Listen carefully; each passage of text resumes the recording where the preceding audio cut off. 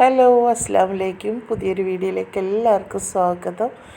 ഇപ്പോൾ മാങ്ങയുടെ സീസണൊക്കെ ആയതുകൊണ്ട് എല്ലാവരുടെ വീടുകളിലും ഇഷ്ടംപോലെ മാങ്ങകളൊക്കെ കിട്ടും.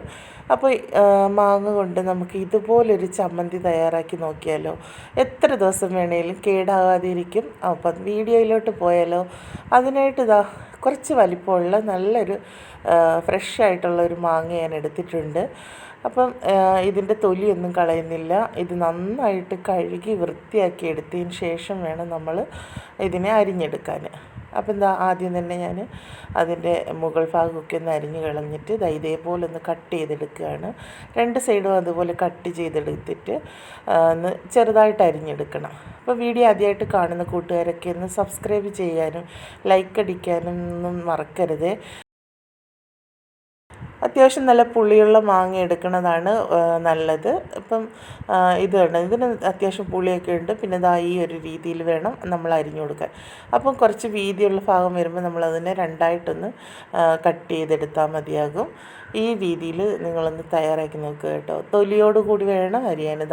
എല്ലാ മാങ്ങയും എല്ലാം ഞാൻ അരിഞ്ഞെടുത്തിട്ടുണ്ട്. ഈ രീതിയിൽ വേണം അരിഞ്ഞെടുക്കാൻ. ഇനി ഒരു ചട്ടി അടുപ്പിൽ വെച്ച് കൊടുക്കാം. അതിലേക്ക് വെളിച്ചെണ്ണ ഒഴിച്ച് കൊടുക്കാം.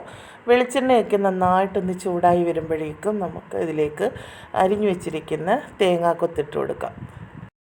തേങ്ങാക്കൊത്ത് ഇട്ട് കൊടുത്തതിന് ശേഷം നന്നായിട്ട് ഇളക്കി കൊടുത്ത് അതിനെ ഒന്ന് നല്ലൊരു ബ്രൗൺ കളറാകുന്നത് വരെ ഒന്ന് മൂപ്പിച്ചെടുക്കണം. ഇപ്പോൾ മാങ്ങ എടുക്കുമ്പോൾ നല്ല ഫ്രഷ് ആയിട്ടുള്ള മാങ്ങ എടുക്കാൻ നോക്കുക.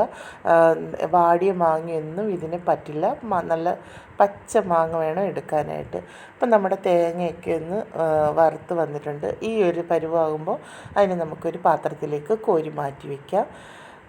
അപ്പോൾ തേങ്ങയൊക്കെ അങ്ങനെ കോരി മാറ്റി വയ്ക്കുകയാണ്. ഇനി അതേ ചട്ടിയിലേക്ക് തന്നെ നമ്മൾ ഒരു കപ്പോളം ചെറിയ ഉള്ളിയാണ് എടുത്തേക്കുന്നത്. ചെറിയ ഉള്ളി അരിയൊന്നും ചെയ്തിട്ടില്ല. അതിലേക്ക് കുറച്ച് ഒരു കഷ്ണത്തോളം ഇഞ്ചിയും കൂടെ ഒന്ന് ചെറുതായിട്ട് അരിഞ്ഞതും കൂടെ ഇട്ട് കൊടുക്കുന്നുണ്ട്. അപ്പോൾ എന്നിട്ട് ഇതും നന്നായിട്ടൊന്ന് ബ്രൗൺ കളറാകുന്നത് വരെ ഒന്ന് മൂപ്പിച്ചെടുക്കണം. ഒട്ടും തന്നെ വെള്ളമയം ഒന്നും ഉണ്ടാവരുത്. ഈ ഒരു പരുവം കണ്ടോ, ആ ഒരു പരുവത്തിൽ വേണം നമ്മൾ നമ്മുടെ ചെറിയ ഉള്ളി അതിൽ നിന്ന് കോരിയെടുക്കാനായിട്ട്.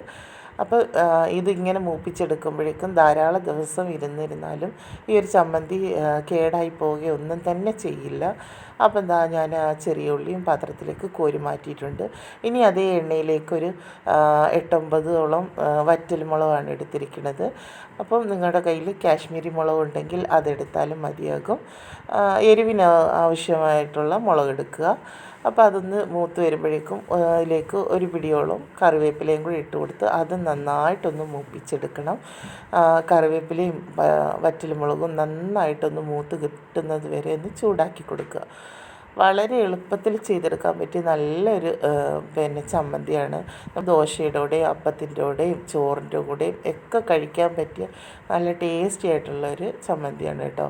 അപ്പം മുളകും കരിവേപ്പിലയൊക്കെ ഒന്ന് മൂത്ത് കഴിഞ്ഞപ്പോഴേക്കും അതിൽ കൂടെ ഞാനൊരു പാത്രത്തിലേക്ക് കോരി മാറ്റുകയാണ്.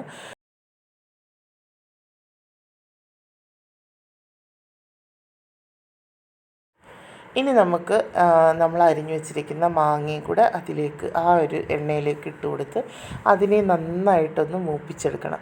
അപ്പോൾ എനിക്കൊരു ചെറിയൊരു അബദ്ധം പറ്റി. ഞാൻ മാങ്ങയെല്ലാം കൂടെ ഒരുമിച്ചങ്ങ് തട്ടിക്കൊടുത്തു കേട്ടോ.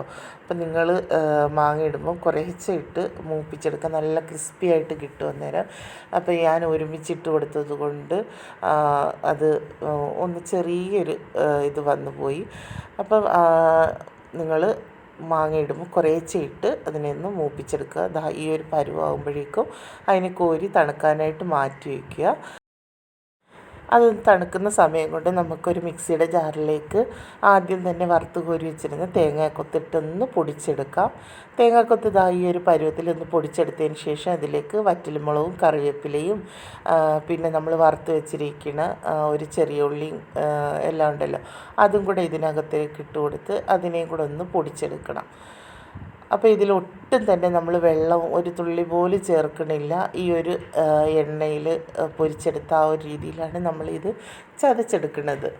അപ്പം ഈ ഒരു ടൈമിൽ ഉപ്പും കൂടെ ഇട്ട് കൊടുക്കുക. ഞാൻ ഒന്ന് പൊടിച്ചതിന് ശേഷമാണ് ഞാൻ ഉപ്പിട്ട് കൊടുക്കുന്നത്. അപ്പോൾ ഉപ്പിട്ട് കൊടുത്തതിന് ശേഷം ഒന്ന് നന്നായിട്ടൊന്ന് മിക്സ് ആക്കിയതിന് ശേഷം നമ്മൾ വറുത്ത് വെച്ചിരിക്കുന്ന മാങ്ങ തണുത്തതിന് ശേഷം അതും കൂടെ അതിലേക്ക് ഇട്ട് കൊടുത്ത് അതിനെ ഒന്ന് പൊടിച്ചെടുക്കുകയാണ്. നല്ല ടേസ്റ്റി ആയിട്ടുള്ള ഒരു ചമ്മന്തിയാണ് കേട്ടോ. നല്ല അടിപൊളി രുചിയാണ്, ഒരു വെറൈറ്റി രുചിയാണ്. ഒട്ടും തന്നെ വെള്ളവും ഒന്നും ചേർക്കാത്തത് കൊണ്ട് നമ്മൾ ഈ ഒരു ചമ്മന്തി ഒരുപാട് ദിവസം ഇരുന്നാലും കേടായി പോയില്ല. നല്ല അടിപൊളി ടേസ്റ്റി ആയിട്ടുള്ള ഒരു ചമ്മന്തിയാണ്. എല്ലാവരും ഒന്ന് ട്രൈ ചെയ്ത് നോക്കുക. നിങ്ങളുടെ അഭിപ്രായങ്ങൾ കമൻ്റായിട്ട് അറിയിക്കുക. അപ്പം നല്ല ചോറിൻ്റെ കൂടെയും അപ്പത്തിൻ്റെ കൂടെയും ദോശയുടെ കൂടെയൊക്കെ കഴിക്കാൻ പറ്റിയ ഒരു കിടുക്കാച്ചി ചമ്മന്തി റെഡി ആയിട്ടുണ്ട്. എല്ലാവരും ഒന്ന് ട്രൈ ചെയ്ത് നോക്കുക. ഈ ഒരു ചമ്മന്തി ഉണ്ടെങ്കിൽ ചോറിൻ്റെ കൂടെ വേറെ ഒരു കറികളും വേണ്ട. അടുത്തൊരു പുതിയൊരു വീഡിയോ ആയിട്ട് വരുന്നത് വരെ എല്ലാവർക്കും അസ്സലാമു അലൈക്കും.